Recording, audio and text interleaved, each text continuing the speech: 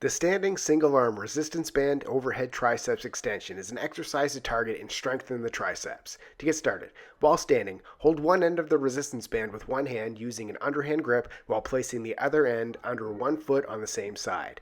To get into the starting position, stretch the resistance band by raising your bent elbow up over your shoulder.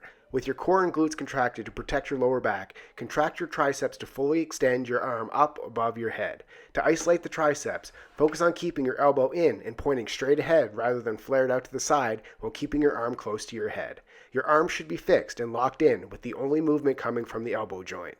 Flex hard at the top, then under control, bend your elbow to lower the resistance band while keeping your upper arm stationary. Once your forearm touches your bicep, contract your triceps to extend your arm back up. Repeat all the reps on one arm, then switch arms and foot positions and repeat.